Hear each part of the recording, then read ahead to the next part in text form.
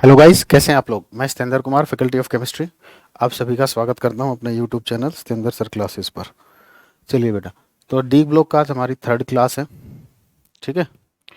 तो आज आपको देखो बहुत इंटरेस्टिंग टॉपिक है, आयनाइजेशन एनर्जी। जब आप खुद एनसीईआरटी से पढ़ोगे ना तो देखना आपको समझ नहीं आएगा। जब देखो इस चैप्टर की बेटा एनसीईआरटी सभी को पढ़नी है, ये ध्यान रखना, एनसीईआरटी सभी को पढ़ना मस्ट है। ठीक है ना। आपको समझ आए चाहे ना आए, लेकिन हमारे पढ़ाने के बाद पढ़ना, आपको मैक्सिमम चीज़ें समझ में आएंगी। और फिर भी समझ में ना आए तो चिंता मत करना, नोट्स मोर देन सफिशिएंट है। ठीक है। तो आपके नॉलेज के लिए थोड़ा सा आपको पढ़ना चाहिए। इनऑर्गेनिक की एनसीईआरटी बेस्ट मानी जाती है। ठीक है ना, किसी भी कॉम्पिटेटिव एग्जाम के लिए कि ये तो आपको करनी ही करनी है, बोर्ड्स में तो करनी ही करनी है। तो चलिए बेटा, आज हम आयनाइजेशन एनर्जी के बारे में बात करेंगे। तो मैं थोड़ा सा आपको क्लास 11th का रिवीजन करा देता हूँ। ठीक है ना, आयनाइजेशन एनर्जी के बारे में।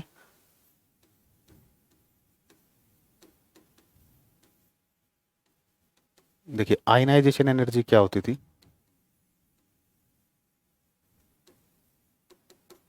जितना मुझे यहाँ पर यूज करना है बेटा, मैं उसी के अकॉर्डिंग पढ़ाऊंगा। ठीक है ना, ये ध्यान रखना, मैं पूरा डिटेल नहीं पढ़ाऊंगा। जितना मुझे डी ब्लॉक को समझाने में इसकी जरूरत पड़ेगी वो उतना मैं आपको बताऊंगा। देख, कोई गैसियस एटम है बेटा, isolated gaseous atom. Isolated gaseous atom का मतलब क्या होता है, इस एटम का किसी के साथ कोई इंटरेक्शन नहीं है, यह अकेला अपनी दुनिया में मस्त है। एक सैंपल लिया आपने, उसके अंदर बहुत सारे एटम्स है, एक ही एक एटम को दूसरे एटम से कोई मतलब नहीं है। ठीक है ना, तो इसको बोलते हैं हम आइसोलेटेड गैसियस एटम। आइसोलेट मतलब जो सबसे अलग है। ठीक है ना, मतलब आइसोलेट, जैसे अब कहते हैं ना कोरोना में, आइसोलेट कर लो, एक रूम में बंद हो जाओ। ठीक है ना, वैसे ये अकेला है। ठीक है ना, इसको किसी से कोई मतलब नहीं, इसका कोई लेन देन नहीं किसी से। तो इसके आउटर मोस्ट को, इसके आउटर मोस्ट इलेक्ट्रॉन को निकालने के लिए जो हम एनर्जी देते थे वो होती थी हमारी आयनाइजेशन एनर्जी। इसके आउटर मोस्ट इलेक्ट्रॉन को निकालने के लिए हम जितनी एनर्जी देते थे, इसके आउटर मोस्ट शेल से हमें आउटर मोस्ट इलेक्ट्रॉन को निकालना है। इसका जो सबसे बाहरी इलेक्ट्रॉन है ए का, हमें उसको निकालना है। तो अपने आप तो आएगा नहीं, तो हमें क्या करना पड़ेगा, उसके लिए एनर्जी देनी पड़ेगी। तो जो हम एनर्जी देते हैं उसको हम क्या बोलते हैं, आयनाइजेशन एनर्जी। ठीक है। तो एक ही इलेक्ट्रॉन निकालना है, तो ये होती है फर्स्ट आयनाइजेशन एनर्जी। ठीक है ना, तो ये हो गई आयनाइजेशन एनर्जी।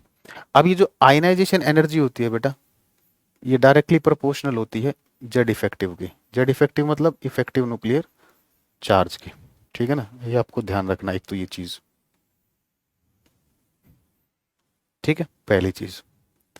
दूसरा, अगर इलेक्ट्रॉनिक कॉन्फ़िगरेशन स्टेबल है, अगर इलेक्ट्रॉनिक कॉन्फ़िगरेशन स्टेबल है, तो एक स्टेबल चीज से इलेक्ट्रॉन निकालना क्या होता है बेटा, डिफिकल्ट होता है। ठीक है ना, अगर कोई स्टेबल एलिमेंट है, अगर आप उसका इलेक्ट्रॉन निकालना चाहते हो, तो क्या उसका इलेक्ट्रॉन आसानी से निकलेगा, नहीं निकलेगा। तो उस केस में आपको ज्यादा एनर्जी देनी पड़ेगी। ठीक है ना, तो जो आयनाइजेशन एनर्जी होती है वो डायरेक्टली प्रोपोर्शनल होती है बेटा स्टेबिलिटी के। जितनी ज्यादा स्टेबिलिटी होगी उतनी ही ज्यादा आयनाइजेशन एनर्जी होगी। ठीक है, तो ये स्टेबिलिटी बेसिकली हम इलेक्ट्रॉनिक कॉन्फ़िगरेशन का कॉन्सेप्ट यूज करके करेंगे। ठीक है। और देखिए बाग, एक टर्म आएगी नम आइना सॉरी एक्सचेंज एनर्जी। ठीक है ना, एक टर्म आएगी एक्सचेंज एनर्जी। ठीक है ना, तो इसको मैं थोड़ा सा आगे एक्सप्लेन कर देता हूँ। ठीक है ना, यहाँ पर ले देता हूँ एक्सचेंज एनर्जी।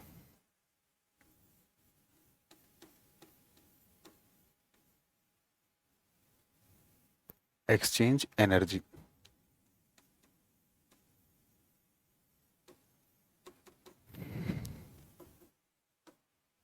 देखिए एक्सचेंज एनर्जी क्या होती। आपने बेटा एक डी सबशेल लिया। ठीक है ना, एक डी सबशेल लिया। अब इसके अंदर डी ऑर्बिटल्स होंगे, तो ये रहे डी ऑर्बिटल्स। ठीक है ना, तो इन डी ऑर्बिटल्स की, ये 5 डी ऑर्बिटल्स हैं, तो इन 5 डी ऑर्बिटल्स की बेटा एनर्जी बराबर होगी या अलग अलग होगी, मुझे ये बताइए। बराबर होगी। डीजेनरेट ऑर्बिटल्स के बारे में आपने पढ़ा होगा कि ये जो डी ऑर्बिटल्स होते हैं इन सब की एनर्जी बराबर होती है। और जिन ऑर्बिटल्स की एनर्जी बराबर होती है तो उनको बोलते हैं हम डीजेनरेट ऑर्बिटल्स। ठीक है ना, तो इसमें देखिए ये इलेक्ट्रॉन यहाँ पर प्रेजेंट है, इस तरीके से इलेक्ट्रॉन प्रेजेंट है। ये हाफ फील्ड और फुली फील्ड का केस आपने देखा होगा, मैं आपको हाफ फील्ड से बता रहा हूँ। तो एक बात बताओ, इन पांचों इलेक्ट्रॉन की जो एनर्जी है वो क्या है, बराबर होगी या नहीं, बराबर होगी। ठीक है। अब मुझे एक एग्जांपल दे रहा हूँ। एक कमरे में मान लीजिए 10 बच्चे बैठे हैं, एक क्लास में 10 बच्चे बैठे हैं, उस कमरे में अंधेरा कर दिया। कुछ नहीं दिखाई दे रहा, अंधेरा करने के बाद कुछ नहीं दिखाई दे रहा। तो बच्चे अगर आपस में अपनी सीट को एक्सचेंज कर लें, ठीक है ना, बच्चों ने क्या किया, अपनी सीट को एक्सचेंज कर लिया। थोड़ी देर में हमने लाइट ऑन की, तो लाइट ऑन करने के बाद, ठीक है, तो पार्ट बच्चों ने अपनी पोजीशन एक्सचेंज कर ली, ठीक है। तो अंधेरे में जब वो एक्सचेंज कर रहे होंगे, तो क्या आप बता सकते हो कि कौन सा इलेक्ट्रॉन कहां पर हो, कौन से इलेक्ट्रॉन ने एक्सचेंज की है, किसने नहीं की है, आप बता सकते हो? नहीं बता सकते। उसी तरीके से जैसे उसी तरीके से होता क्या है बेटा, इन सभी इलेक्ट्रॉन की जो एनर्जी होती है वो क्या होती है, बराबर है। एनर्जी क्या है, सबकी बराबर है। तो अगर ये इलेक्ट्रॉन अपनी पोजीशन इसके साथ एक्सचेंज कर ले, ये यहां से यहां आ जाए, ये यहां से यहां आ जाए, तो आपको कुछ पता चलेगा? कुछ नहीं पता चलेगा। तो जब ये अपनी पोजीशन एक्सचेंज करते हैं, तो इस एक्सचेंज में जो एनर्जी रिलीज होती है उसको बोलते हैं हम एक्सचेंज एनर्जी। तो अंधेरे में अगर बच्चे अपनी पोजीशन चेंज कर लेते हैं, तो क्या आपको पता चलेगा? नहीं पता चलेगा। उसी तरीके से इन सब की एनर्जी बराबर है, तो जब एनर्जी बराबर है तो ये अपनी पोजीशन को क्या करते हैं, एक्सचेंज कर लेते हैं, ठीक है ना। एक्सचेंज करने से जो एनर्जी रिलीज होती है उसको बोलते हैं हम एक्सचेंज एनर्जी, ठीक है ना। लाइट में करेंगे तो पता ही चल जाएगा, ठीक है ना। लाइट में तो लाइट अगर ऑन है तो करेंगे तो आपको दिख ही ना जाएगा, ठीक है। तो अंधेरे में उस एग्जाम्पल को रखना है।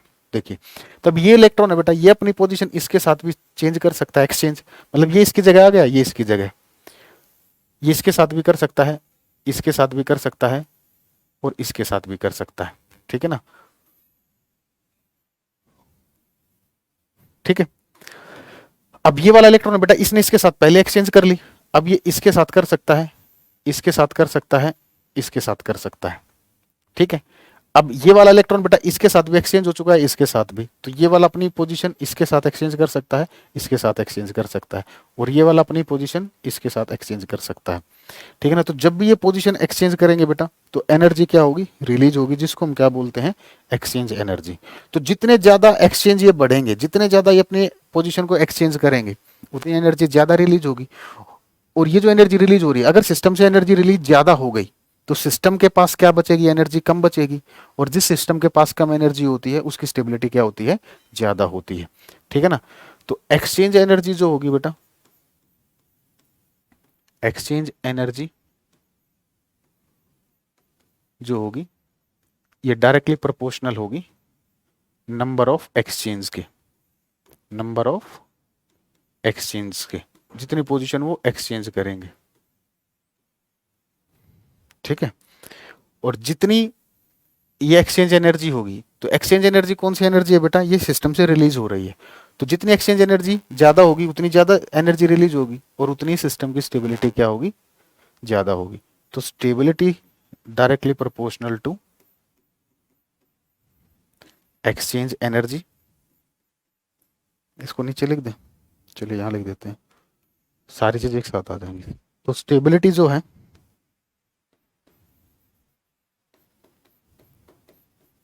वो डायरेक्टली प्रोपोर्शनल हो गई बेटा एक्सचेंज एनर्जी के, एक्सचेंज एनर्जी के, और एक्सचेंज एनर्जी डायरेक्टली प्रोपोर्शनल है नंबर ऑफ एक्सचेंज की। तो जितनी पोजीशन में एक्सचेंज ज्यादा होंगे, जितनी पोजीशन में एक्सचेंज ज्यादा होंगे, उतनी ही सिस्टम से एनर्जी रिलीज ज्यादा होगी, और उतनी ही उस सिस्टम की स्टेबिलिटी ज्यादा होगी, ठीक है। तो इसको यहाँ आ जाएगा इतने में, चलिए। तो अगर यहां पर एक्सचेंज बात करो, इस केस में अगर हम नंबर ऑफ एक्सचेंज की बात करें, नंबर ऑफ एक्सचेंज कितने दिख रहे हैं आपको, 1 2 3 4 5 6 7 8 9 10। फुली फिल्ड में क्या हो जाएंगे, इसके डबल हो जाएंगे, ठीक है ना।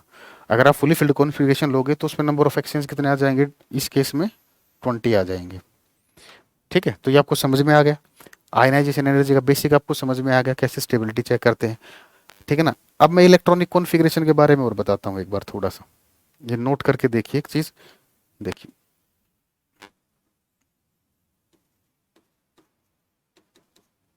यहीं पर समझा देंगे, जो पढ़ाया है इसको यहीं पर समझा देंगे, ताकि आयनाइजेशन एनर्जी का जो टॉपिक है बिल्कुल हलवा हो जाए आप लोगों के लिए। देखिए, जैसे आयरन है बेटा,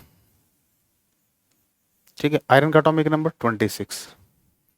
इसकी अगर आप इलेक्ट्रॉनिक कॉन्फ़िगरेशन लिखोगे तो क्या आएगी, आर्गन 3d6 4s1, ठीक है। आपने क्या किया, इसको आयनाइजेशन एनर्जी दी, तो इसका इलेक्ट्रॉन बाहर आ जाएगा, बाहर आने के बाद एक इलेक्ट्रॉन बाहर आ जाएगा, तो ये हो जाएगा Fe+। तो ये जो Fe+ है, अब ये जो इलेक्ट्रॉन आप निकालोगे, ये आउटर मोस्ट से निकालोगे बेटा, ये 4s2 था। तो जो आप इलेक्ट्रॉन निकालोगे वो आउटर मोस्ट शेल से निकालोगे। तो इसका आउटर मोस्ट शेल ये है, जिसका प्रिंसिपल क्वांटम नंबर ज्यादा होगा वो आउटर मोस्ट शेल होगी। तो आयनाइजेशन एनर्जी का मतलब मैंने क्या बताया था, आउटर मोस्ट इलेक्ट्रॉन को निकालने के लिए जो एनर्जी दी जाती है। तो पहला इलेक्ट्रॉन निकाल लेंगे तो उसको बोलते हैं फर्स्ट आयनाइजेशन एनर्जी। दूसरे इलेक्ट्रॉन को निकालने के लिए जो एनर्जी दी जाती है उसको बोलते हैं सेकंड आयनाइजेशन एनर्जी। तो हम यहाँ पर हमारे सिलेबस में सिर्फ फर्स्ट आयनाइजेशन एनर्जी की बात हो रही है, ठीक है ना, हम उसको डिस्कस कर रहे हैं। चलिए, तो जैसे आप इसको आयनाइजेशन एनर्जी दोगे, एक इलेक्ट्रॉन यहां से बाहर चला जाएगा, तो कॉन्फ़िगरेशन क्या आएगी, आर्गन 3d6 4s1, ये है। अब देखो ये जो पॉजिटिव चार्ज होता है ये करता क्या है बेटा, पॉजिटिव चार्ज क्या करता है, यहाँ पर ये जो इलेक्ट्रॉन है इस इलेक्ट्रॉन को अट्रैक्ट करेगा, क्योंकि इस पर नेगेटिव चार्ज है। तो अट्रैक्शन ज्यादा होने की वजह से, इस पॉजिटिव चार्ज की वजह से क्या होगा, अट्रैक्शन डेवलप होगी। तो अट्रैक्शन डेवलप होने की वजह से ये जो कॉन्फ़िगरेशन होती है, ये इलेक्ट्रॉन उठकर यहाँ से यहाँ पर आ जाता है, ये इलेक्ट्रॉन उठकर यहाँ से यहाँ पर आ जाता है। तो इसकी कॉन्फ़िगरेशन हो जाती है 3d7। क्या हो जाती है, 3d7। तो अगर मैं आपको इसमें नंबर ऑफ एक्सचेंज समझाना चाहता हूं,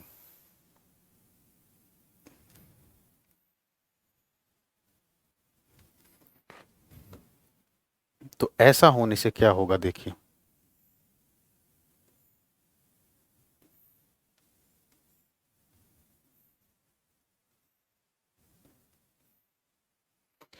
अगर ये वाली कॉन्फ़िगरेशन होती तो 3d6 होती, ठीक है, और ये होगी 3d7।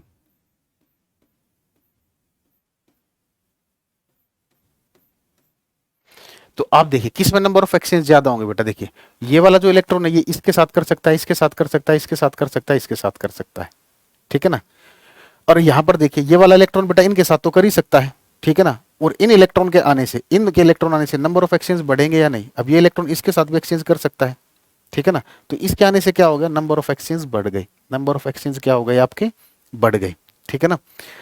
अब ये वाला ये तो किसी के साथ एक्सचेंज नहीं कर पाएगा, ठीक है ना, क्योंकि इसका स्पिन उल्टा है, ठीक है ना। अब एक का स्पिन क्लॉकवाइज है तो दूसरे का एंटी क्लॉकवाइज, ठीक है ना। तो एक्सचेंज हो गए वो सेम स्पिन के बीच करवाने हैं आपको, ऐसा नहीं कि क्लॉकवाइज का एंटी क्लॉकवाइज के साथ करा दिए।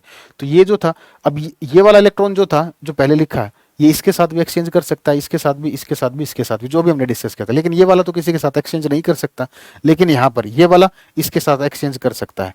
तो इस कॉन्फ़िगरेशन में आते ही क्या हो जाते हैं, नंबर ऑफ एक्सचेंज बढ़ जाते हैं, क्या हो जाते हैं, नंबर ऑफ एक्सचेंज बढ़ जाते हैं, जिसकी वजह से क्या होती है, ये वाली जो चीज होती है इसकी स्टेबिलिटी इसके कंपैरिजन में बढ़ जाती है। तो इसलिए हम क्या करते हैं, इस वाली को ना लिखकर हम इस वाली को मानते हैं, ये होगी करेक्ट इलेक्ट्रॉनिक कॉन्फ़िगरेशन, ठीक है। तो यहां पर मैं लिख देता हूं, due to positive charge, due to positive charge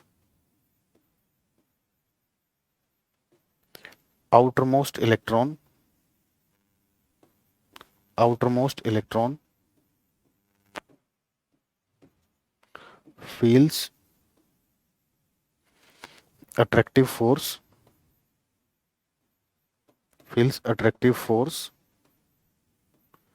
and enters into the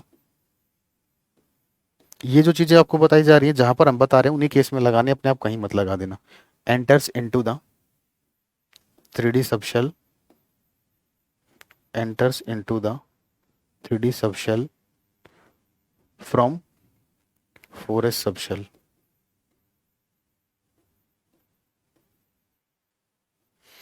which increases exchange energy, ठीक है ना, which increases exchange energy। अब आप बिल्कुल तैयार हो गए हो आयनाइजेशन एनर्जी डी ब्लॉक में पढ़ने के लिए, विच इंक्रीजेज एक्सचेंज एनर्जी। तो ये मैंने आपको बेसिक बता दिए, ठीक है ना। तो अब इनका यूज करेंगे, ठीक है। तो ये 3 स्लाइड मैंने आपको बताई, आयनाइजेशन एनर्जी क्या होती है, ठीक है ना, exchange energy, x number of exchange क्या होते हैं, एक्सचेंज एनर्जी क्या होती है, एक्सचेंज एनर्जी से स्टेबिलिटी कैसे आती है, ठीक है ना। और डी ब्लॉक में इस कॉन्फ़िगरेशन से क्या होता है, कैसे कब इलेक्ट्रॉन एस से डी में आता है, ठीक है। तो बेफिक्र रहिए, अब पढ़ते हैं variation of ionisation energy in 3D series. 3D series वाले आपके सिलेबस में है, variation of variation of ionisation energy, variation of ionisation energy in 3D series, variation of ionization energy in 3D series.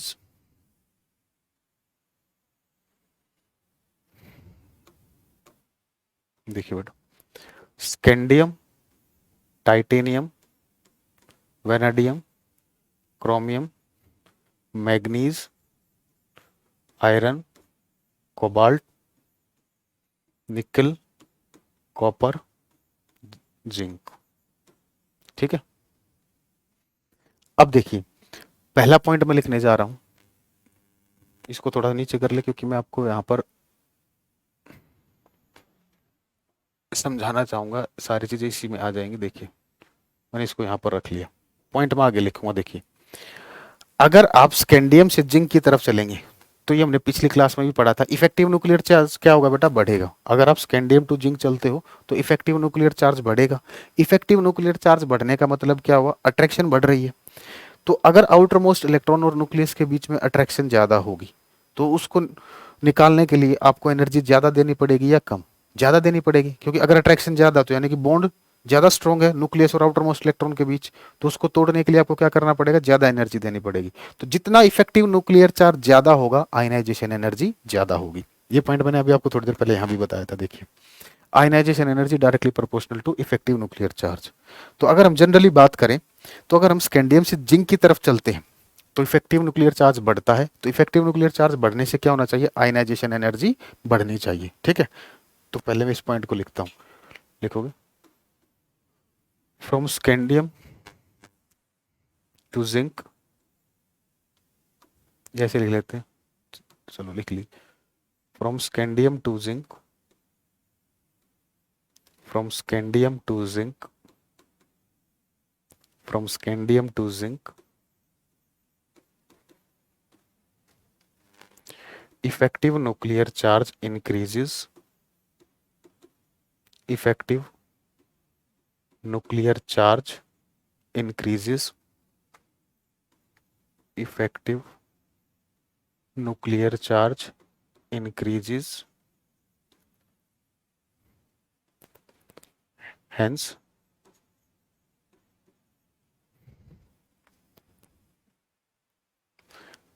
there should be, hence there should be,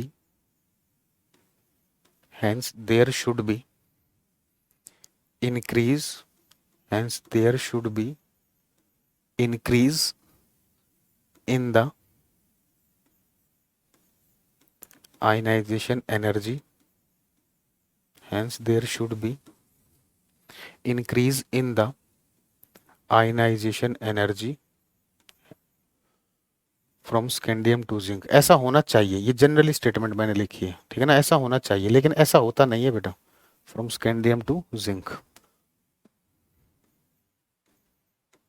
तो जहां जहां ये ऐसा होता है पहले मैं वहां पर एरो लगा रहा हूं, ठीक है ना।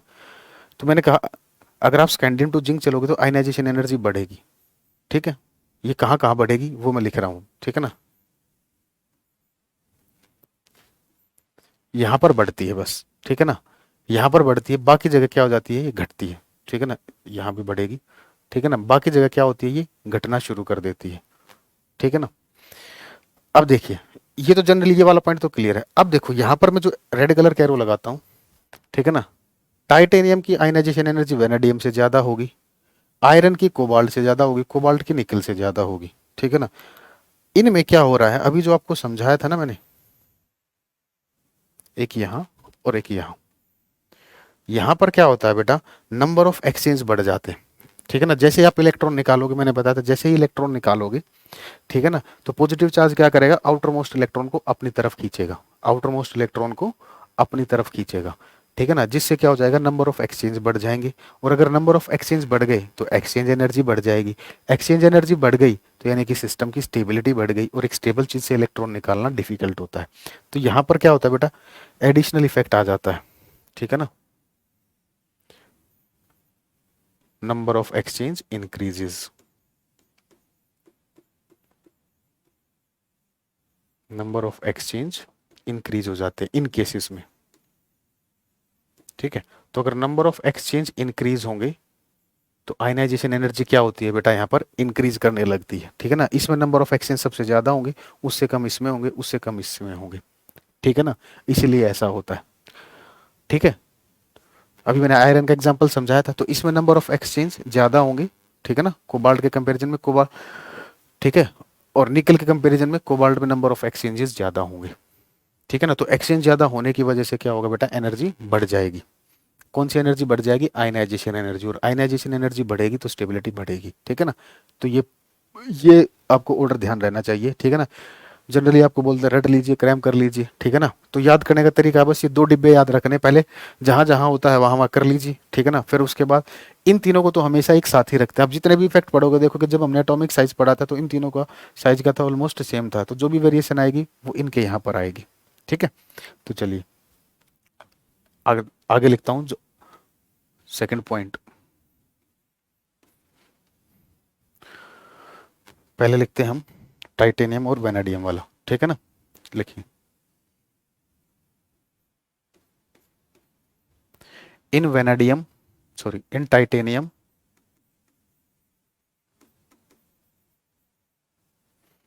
number of exchanges number of exchanges number of exchanges are more in titanium, number of exchanges are more in titanium, number of exchanges are more. As a result of this, as a result of this, as a result of this, exchange energy is more, exchange energy is more, which leads to stability, which leads to stability. Hence, hence titanium, hence titanium having greater, hence titanium having greater ionization energy, hence titanium having greater ionization energy as compared to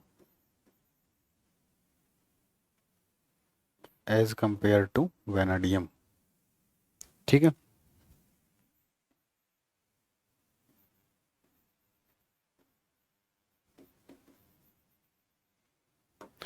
ठीक है, इसी तरीके से बेटा मैं ये लिख देता हूं इन तीनों को एक साथ। ठीक है ना, या इन दो को लिख लीजिए। ठीक है, चलिए थर्ड लिखिए, सेम केस। तो अब से पेपर में वो ऐसे नहीं पूछेगा explain ionisation energy in 3D series, वो आपसे कोई भी क्वेश्चन उठा कर दे देगा। तो मैंने ये एक्सप्लेन कर दिया, इसी तरीके से सेम चीज यहाँ पर लिखनी है, तो जो भी पूछेगा आप उसके अकॉर्डिंग पेपर में लिख दोगे। ठीक है, चलिए इन आयरन, सेम लिख रहे हैं बस, टाइटेनियम की जगह आयरन कर दीजिए। इन iron number of in titanium number of exchanges are more, in titanium number of exchanges are more. As a result of this, as a result of this, as a result of this, exchange energy is more. As a result of this, exchange energy is more, G is more, which leads to the stability,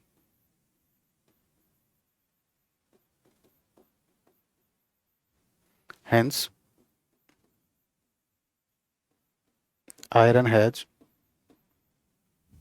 या iron have या iron has greater greater ionisation energy, greater ionisation energy, greater ionisation energy as compared to cobalt. अब जो मैं कहने वाला हूँ ना, एक बार ध्यान से सुन लेना, एज कंपेयर टू कोबाल्ट। तो 3D सीरीज में से क्वेश्चन आया तो उसके लिए मैंने आपको एक्सप्लेनेशन बता दी। अगर वो आपसे सेकंड आयनाइजेशन एनर्जी पूछने लग जाए, क्या करने लग जाए, सेकंड आयनाइजेशन एनर्जी अगर वो पूछने लग जाए, तो आपको सिंपली क्या करना है बेटा, उनकी इलेक्ट्रॉनिक कॉन्फ़िगरेशन को कंपेयर कर लीजिए, ठीक है ना। अगर क्वेश्चन में दे रखा हो आंसर ये है, ठीक है ना, उसका रीजन एक्सप्लेन कीजिए। तो रीजन एक्सप्लेन करते टाइम आप बेटा क्या नाम है, इलेक्ट्रॉनिक कॉन्फ़िगरेशन चेक करोगे, ठीक है ना। फुली फिल्ड जिसमें होगी उसकी आयनाइजेशन एनर्जी ज़्यादा होगी, ठीक है ना, फिर उससे कम हाफ फील्ड की। अब अगर मान लीजिए दोनों केस हाफ फील्ड के आ जाएं या फुली फील्ड के आ जाएं, ठीक है, ऐसा कभी आएगा नहीं, वो आपसे कभी भी दो फुली फील्ड या दो हाफ फील्ड के बारे में नहीं पूछेगा। पूछेगा तो वो साइज से, और भी सारे बहुत सारे फैक्टर होते हैं, साइज से भी आप उसको कर सकते हो, वो नहीं पूछेगा, ठीक है ना। तो जनरली अगर वो सेकंड आयनाइजेशन, देखो फर्स्ट आयनाइजेशन एनर्जी पूछेगा तो वो सिर्फ वो इनसे ही पूछेगा। किन से पूछेगा, सिर्फ इनसे ही पूछेगा। सेकंड पूछेगा तो सेकंड जब भी वो आपसे पूछेगा बोर्ड में, तो आप उसका यही मतलब होता है, वो इलेक्ट्रॉनिक कॉन्फ़िगरेशन को चेक करवाना चाहता है, लेकिन कभी पूछेगा नहीं। मैं आपको जस्ट एक आइडिया दे रहा हूँ, अगर पूछ ले तो आपको सोल्व कैसे करना, सिर्फ आप उनकी जस्ट इलेक्ट्रॉनिक कॉन्फ़िगरेशन को कंपेयर कर लेना। जिसमें इलेक्ट्रॉनिक कॉन्फ़िगरेशन स्टेबल आएगी उसकी आयनाइजेशन एनर्जी ज़्यादा होगी, क्योंकि इनऑर्गेनिक में बेटा जो होता है, ठीक है ना, वही पूछा जाता है, ठीक है ना, वो ज़्यादा तिकड़म बिठाने की जरूरत नहीं होती, ठीक है। चलिए, तो ये ऑर्डर होता है बेटा, ठीक है, इसको नोट कर लीजिए जल्दी से। जब स्कूल में पढ़ाएंगे ना, देखना इसको कैसे इस टॉपिक को कितना टफ बना देंगे।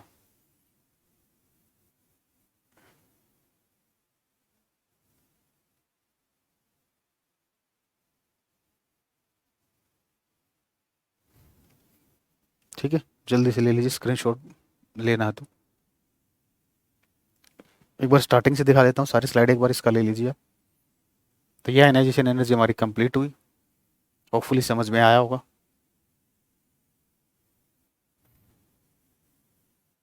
देखिए, यहाँ से हमने स्टार्ट किया था बेटा आयनाइजेशन एनर्जी के बारे में, बेसिक्स आपको बताए थे, जितने मैंने कहा था उतने बेसिक बताए हैं जितने मुझे जरूरत है यहाँ पर डी ब्लॉक की।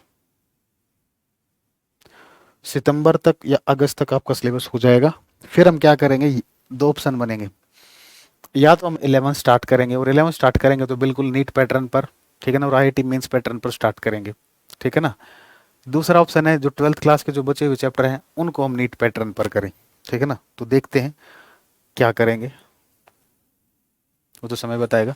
ऑर्गेनिक जो पढ़ाएंगे बेटा वो बोर्ड लेवल की आपको पढ़ाएंगे, ठीक है ना, चैप्टर वाइज पढ़ाएंगे बोर्ड लेवल की, ठीक है ना। क्योंकि एंट्रेंस की पढ़ने के लिए मुझे आपको बहुत सारे बेसिक्स कराने पड़ेंगे, जनरल ऑर्गेनिक केमिस्ट्री करानी पड़ेगी, वो खुद में एक लंबा टाइम ले लेती है, तो मैं उसको एक अलग से ही पढ़ाऊंगा। तो ठीक है ना, ये जो बैच है ये आपका मेनली बोर्ड पर काम करेगा, ठीक है ना। हाँ, लेकिन नीट में ये हेल्प करेगा, जितने टॉपिक पढ़े हैं बेटा नीट में इनसे डायरेक्ट क्वेश्चन भी आपको मिलेंगे, ठीक है ना। तो जो भी पढ़ाया है बोर्ड नीट, जो थंबनेल पर लिखा होता है ना बोर्ड नीट आईआईटी, वो बेसिकली जेई मेंस का होता है, मेंस में काम करेंगे, सारी चीजें काम करेंगे, बेफिक्र रहिए, इनसे आपके क्वेश्चन जरूर बनेंगे, इन टॉपिक से क्वेश्चन आएंगे तो आप जरूर उनके कर पाओगे, बेफिक्र रहिए, ठीक है ना। लेवल थोड़ा सा बढ़ेगा, उसके लिए चीजें आपको अलग से पढ़ानी पड़ेंगी, देख लीजिए जल्दी से।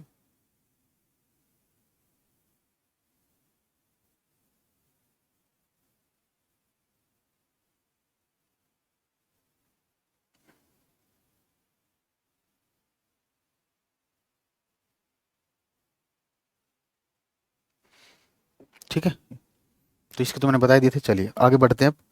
अब बात करते हैं बेटा मेल्टिंग पॉइंट पर, नेक्स्ट बात करते हैं मेल्टिंग पॉइंट पर। ये तो आसान है, लेकिन इसमें भी बढ़िया क्वेश्चन बन रहे हैं।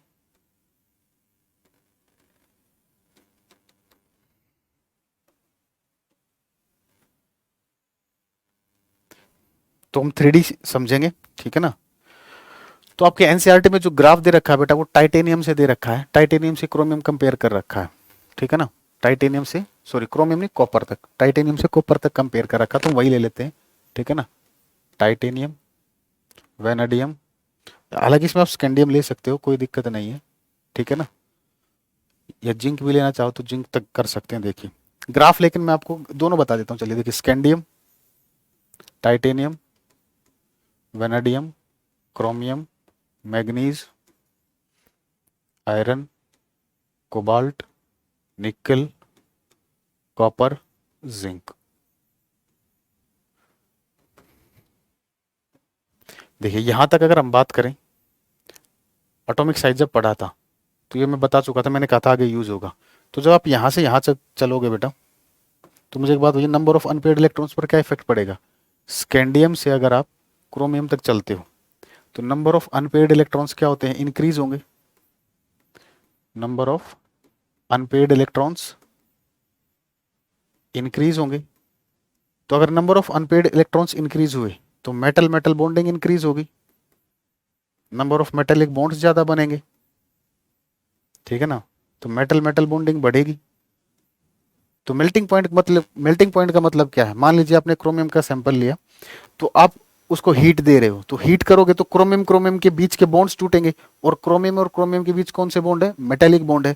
तो जितने बॉन्ड ज्यादा होंगे उनको तोड़ने के लिए आपको उतनी ज्यादा हीट देनी पड़ेगी, उतनी ज्यादा एनर्जी देनी पड़ेगी, ठीक है? तो ज्यादा एनर्जी देनी पड़ेगी तो मेल्टिंग पॉइंट क्या होगा बेटा? बढ़ेगा, ठीक है? मेटल मेटल बॉन्डिंग बढ़ेगी, तो मेटल मेटल बॉन्डिंग बढ़ने से क्या होगा? फिर मेल्टिंग पॉइंट आपका बढ़ेगा, मेल्टिंग पॉइंट बढ़ेगा, ठीक है? अब जो मैग्नीज है बेटा, मैग्नीज का तो स्ट्रक्चर ही वेल डिफाइंड नहीं है, ठीक है ना? तो ये एक्सेप्शन में चला जाता है क्योंकि इसका प्रॉपर डिफाइंड स्ट्रक्चर नहीं है, ठीक है ना? तो इसके बाद अगर हम आगे चलते हैं, तो यहां से यहां तक चलते हैं, तो क्या होता है? नंबर ऑफ अनपेड इलेक्ट्रॉन क्या हो जाते हैं बेटा? कम हो जाते हैं। नंबर ऑफ अनपेड इलेक्ट्रॉन कम हो जाएंगे। अगर नंबर ऑफ अनपेड इलेक्ट्रॉन कम हो जाएंगे तो मेटल मेटल बॉन्डिंग कम हो जाएगी, वीक हो जाएगी, ठीक है? चलिए, बैटरी है, कहीं बैटरी ना डाउन हो जाए। मेटल मेटल बॉन्डिंग क्या हो जाएगी? कम हो जाएगी। तो नंबर ऑफ मेटेलिक बॉन्ड्स कम बनेंगे, तो नंबर ऑफ मेटेलिक बॉन्ड कम बनेंगे तो तोड़ने के लिए एनर्जी भी कम देनी पड़ेगी, तो मेल्टिंग पॉइंट क्या हो जाएगा? कम हो जाएगा। मेल्टिंग पॉइंट क्या होगा? कम हो जाएगा, ठीक है? तो अगर इसका मैं यहां पर ग्राफ बनाता हूं तो इसको थोड़ा सा ऊपर कर देता हूं,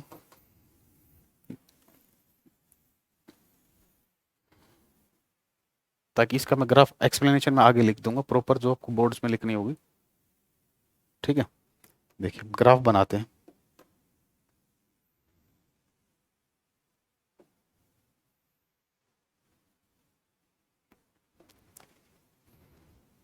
एटॉमिक नंबर और यहां पर है मेल्टिंग पॉइंट। एटॉमिक नंबर और ये है मेल्टिंग पॉइंट।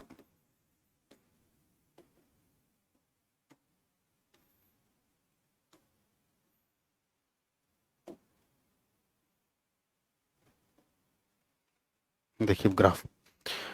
तो बेटा अगर हम बात करें स्कैंडियम टू क्रोमियम तक, मेल्टिंग पॉइंट क्या होगा बेटा? इंक्रीज करेगा। ये स्कैंडियम, ठीक है ना? ये क्रोमियम। उसके बाद मैग्नीज के केस में क्या होता है? स्लाइटली डिक्रीज करता है स्ट्रक्चर की वजह से, फिर इंक्रीज करेगा, फिर डिक्रीज करेगा। और जिंक में तो देखिए सारे के सारे इलेक्ट्रॉन क्या है बेटा? ये जिंक हो गया आपका, ये क्या हो गया? जिंक हो गया। इसमें तो सारे के सारे क्या है बेटा? पेयर्ड इलेक्ट्रॉन है, सारे के सारे क्या है? पेयर्ड इलेक्ट्रॉन है, ठीक है ना? तो इसमें तो मेटल मेटल बॉन्डिंग का कोई नाम ही नहीं रहेगा क्योंकि सारे इलेक्ट्रॉन पेयर्ड है, तो इसका मेल्टिंग पॉइंट क्या हो जाएगा? सबसे कम हो जाएगा, ठीक है? एक बार जल्दी से इसका स्क्रीनशॉट ले लीजिए, ये लिखना है तो जल्दी से लिख लीजिए। अब ये जो चीज़ मैंने समझाई है इसको मैं लिखवाऊंगा, आप भी साथ के साथ लिख लेना। और फिर एनसीईआरटी में जो ग्राफ है, ठीक है ना, वो मैं आपको बनवाऊंगा 3D सीरीज के लिए, 4D सीरीज के लिए, 5D सीरीज के लिए, ठीक है? ये जो मैंने समझाया उसका ग्राफ मैंने प्लॉट किया। तो सबसे कम किसका आ जाएगा बेटा? जिंक का आ जाएगा, ठीक है? चलिए,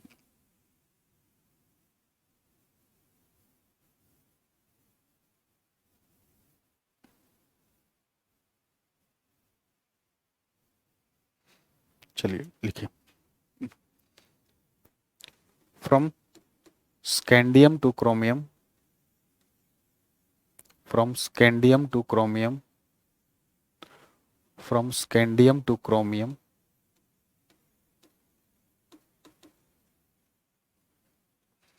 number of, from scandium to chromium, number of unpaired electron from scandium to chromium, number of unpaired electrons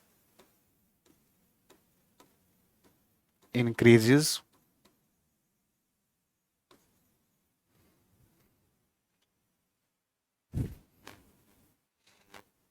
number of unpaired electron increases, which increases metal metal bonding, which increases metal metal bonding, which increases metal metal bonding, which increases metal metal bonding, hence melting point, hence melting point increases, hence melting point increases from, hence melting point increases from scandium to chromium, from scandium to chromium, from scandium to chromium।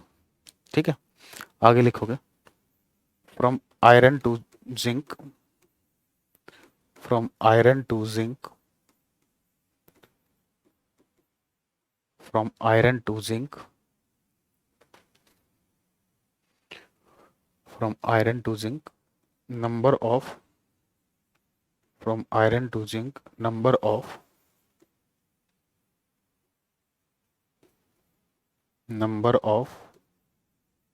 unpaired electrons, number of unpaired electrons decreases, from iron to zinc, number of unpaired electrons decreases, which decreases,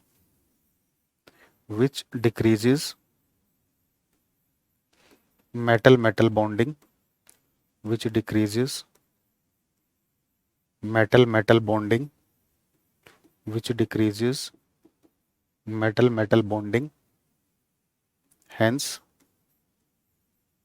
which decreases metal metal bonding, hence melting point, hence melting point decreases, hence melting point decreases from iron to zinc, from iron to zinc। ठीक है, note कीजिए। अब NCERT में जो graph है वो बनाते हैं, 3D series, 4D series, 5D series.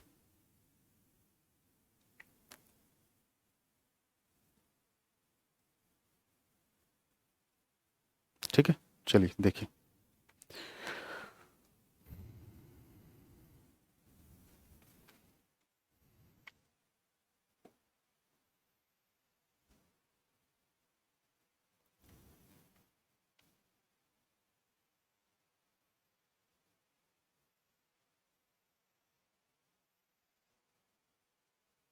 ठीक है, ये है टाइटेनियम, ठीक है ना, यहां पर आपका क्रोमियम, ये है मैग्नीज,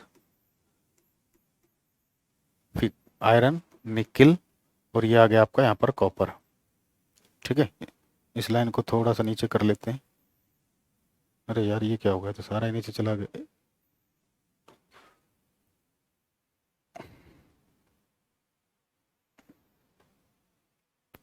ठीक है, ये है कॉपर, लिखेंगे अभी। अब देखिए दूसरा ग्राफ देखिए, इसमें भी मॉडिफिकेशन होगी।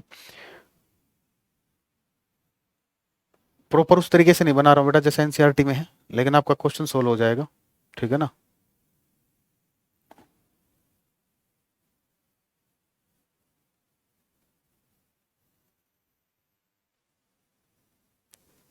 तीसरा देखिए,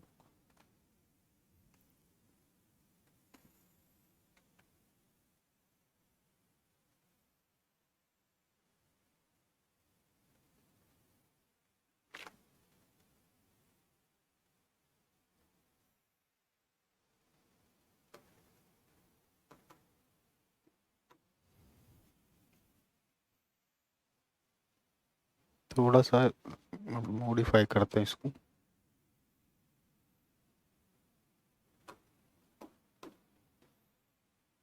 ठीक है, थोड़ा सा इस तरीके से। तो देखो बेटा, टी जरा हाफ, इसका अगर आप नाम लिखोगे, टी जरा हाफ, ये मैंने बताया था। इसके ऊपर क्या हुआ, कोरोना मौत वाला, कोरोना मौत वाला। ग्राफ को थोड़ा सा नीचे खींच लाते हैं।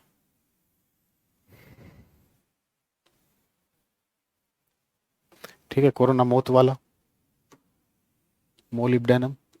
ठीक है, मन तकरे। ठीक है, ऊपर की जरूरत नहीं। ठीक है, अब देखिए यहां पर ये लाइन किसकी आएगी बेटा, देखिए ये ग्राफ है टाइटेनियम से कॉपर तक।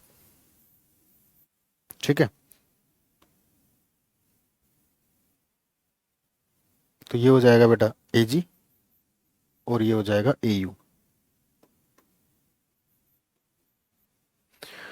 आप देखिए क्वेश्चन, ये वाला क्वेश्चन बहुत इंपॉर्टेंट है, देखिए यहां पर। ठीक है ना, कॉपर गोल्ड और सिल्वर। ठीक है ना, इसको याद करने की ट्रिक मैंने आपको बता रखी है। तो किसका मेल्टिंग पॉइंट सबसे ज्यादा होगा इसमें, कॉपर का, उससे कम किसका होगा, गोल्ड का, और सबसे कम किसका होगा, सिल्वर का। ठीक है ना, ये ऑर्डर याद रखना है, यहां पर लिख देता हूं इसको।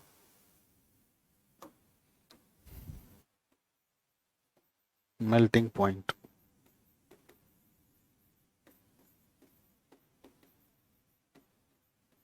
ठीक है, तो सबसे ज्यादा कॉपर का होगा,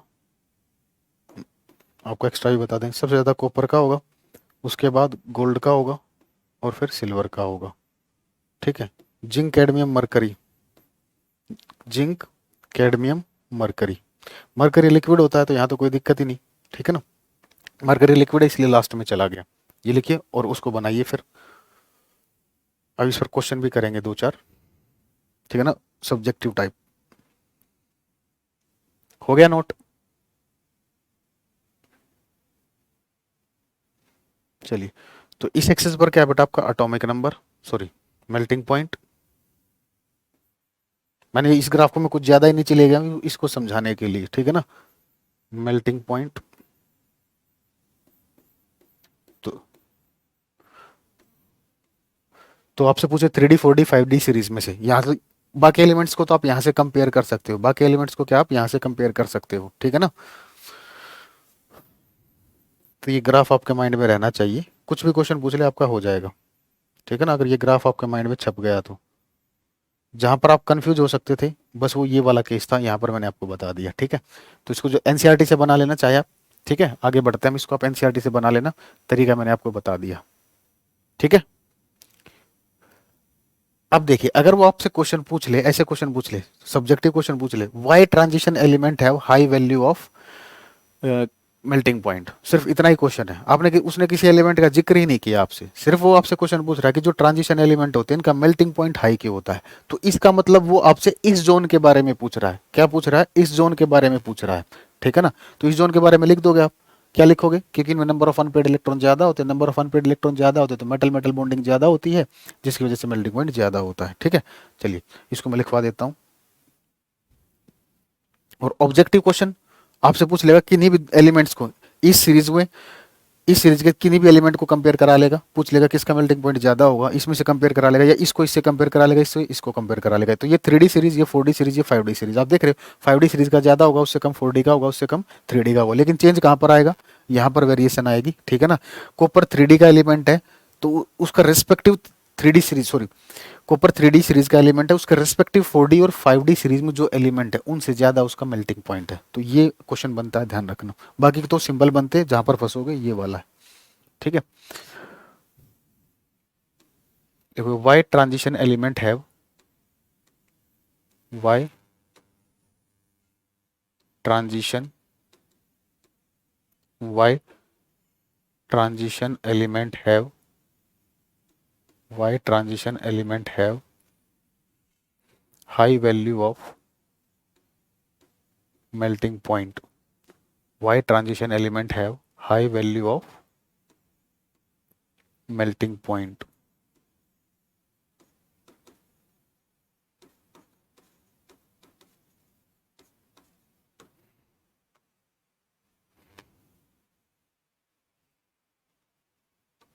answer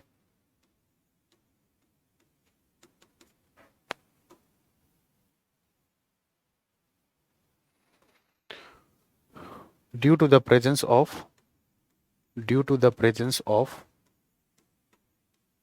due to the presence of due to the presence of large number of due to the presence of large number of unpaired electrons due to the presence of large number of unpaired electrons, metal metal bonding increases, metal metal metal metal bonding increases, metal metal bonding increases,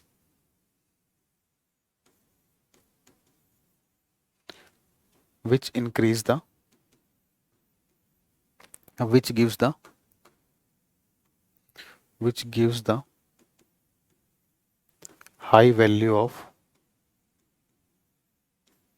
which gives the high value of melting point, which gives the high value of melting point, which gives the high value of melting point to transition elements, to transition elements.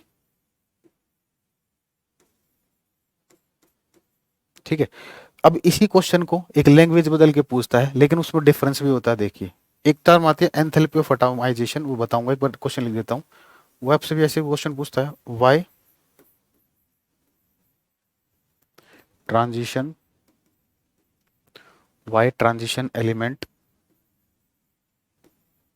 transition elements have high value of why transition elements have high value of enthalpy of atomization, enthalpy of atomization।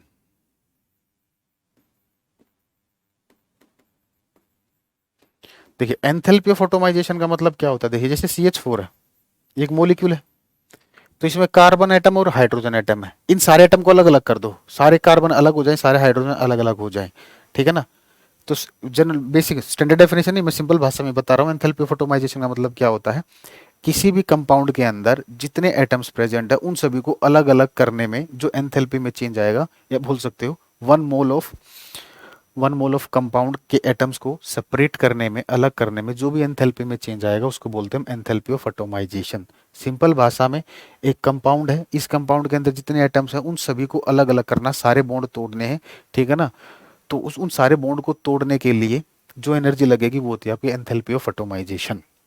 तो इस चीज को हम transition element पर apply करते हैं। बेटा, transition element में कौन सी बॉन्डिंग होगी, मेटेलिक बॉन्डिंग होगी, मेटल मेटल बॉन्ड्स होंगे। तो जितने मेटल मेटल बॉन्ड्स ज्यादा होंगे उनको तोड़ने के लिए उतनी ज्यादा एनर्जी चाहिए, ठीक है ना। और जितनी ज्यादा एनर्जी चाहिए उतनी ज्यादा क्या हो जाएगी, एंथैल्पी ऑफ एटॉमाइजेशन। ठीक है, तो सेम क्वेश्चन है, सेम मतलब लैंग्वेज बदल गई, टर्म बदल गई, लेकिन एक्सप्लेनेशन बिल्कुल सेम है। तो लिखोगे, सेम लिखना है।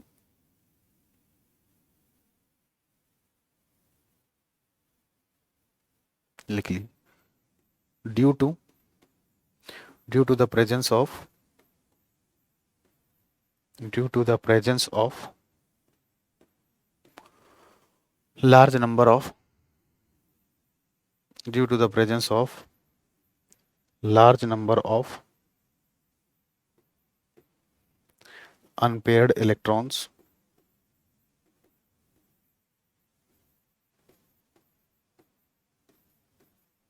थोड़ा सा चेंज करके लिखते हैं, मोर नंबर ऑफ, लिख वो भी लिख सकते हो, मोर number of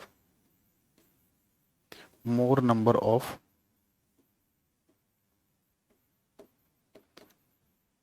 number of metallic bonds are formed, more number of metallic bonds are formed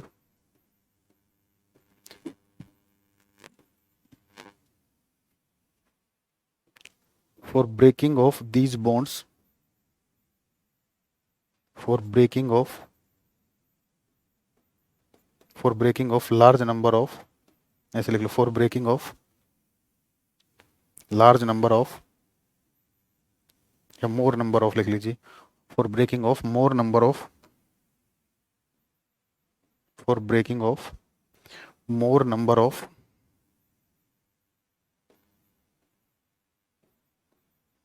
of metallic bonds,